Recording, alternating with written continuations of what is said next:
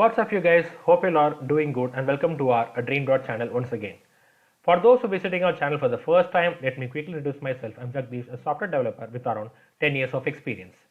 If you're visiting our channel for the first time, don't forget to subscribe. So far in our channel, we have been trying to cover the basics of Java programming. If you're interested in learning Java from the fundamentals, don't forget to go out and check out our channel as it covers all the basic concepts of core Java programming. In our recent videos, we have been trying to cover the various kinds of operators that are available in Java. And today we are going to talk about one unique operator in Java called as a ternary operator or the conditional operator in Java.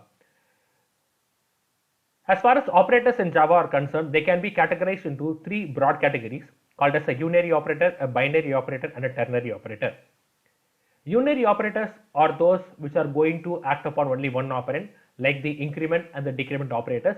We have discussed about that in our previous videos. If you missed it, don't forget to check it out.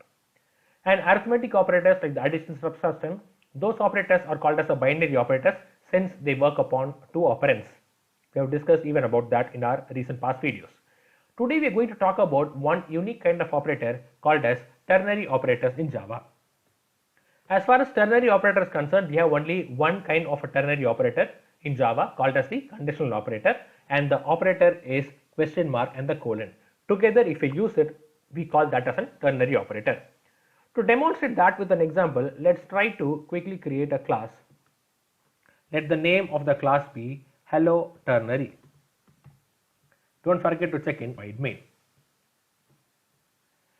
Imagine there is a scenario like a student has secured marks in the examination, and we tend to say that if the mark secured is greater than 75, we consider that as a good mark, else we consider that as not as a good mark, maybe an average mark. How will we approach this particular problem? In simpler ways, so normally how will we approach it, like int mark, let the mark secured be 88, the student secured 88 marks in the examination. We used to put in an if statement and we used to check like if the mark is greater than 88, we will say that yes, the mark secured is, yes, it is a good mark. Else we used to say it is like it is an average mark. We can say it as or not a bad mark, maybe an average mark. So this is how we normally used to write this particular code. Like it takes multiple lines of code to write this particular logic. But by making use of conditional operator or the ternary operator, this becomes very simpler. What we can do is like, let's create a boolean variable called as is good mark. Is good mark. And I'm going to assign value to this particular boolean like is good mark. I'm going to put in a condition like if the mark is greater than 88, assign true. Assign true, else assign false. And now if I try to print in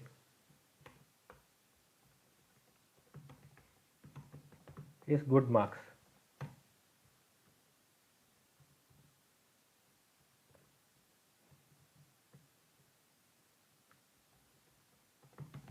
is good mark,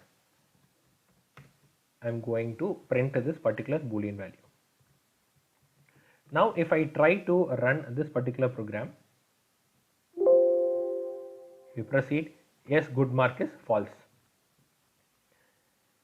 Good mark is false because the mark secured is not greater than 88, or like imagine the condition that I am setting is if the mark is greater than 75. And let's remove this if statement to avoid confusions, or here also you can use the same condition 75. So now if I run this particular program,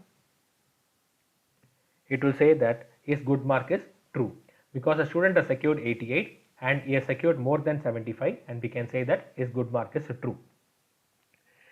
And if you wanted to have the same logic done using the if statement, then here we have to go and set like is good mark is. So here I need to create a boolean variable and then I need to check it out. So similarly like boolean is good mark 1. So here I need to set is good mark 1 as true or false. So this is how you can do it using a simple if statement. But by making use of the conditional operator in a single line, you will be able to find out the condition. So how the conditional operator works? So first it will check for this particular condition. If this condition is satisfied, it will execute this particular part. Else it will execute this particular part. So if mark is greater than 75, then is good mark will be assigned to the value true, else it will take the value false. And then we can use this particular thing. If is good mark, then we can try to print it out something. So if is good mark, we can say yes, you have qualified. We can say that you have qualified. Else you can say not qualified.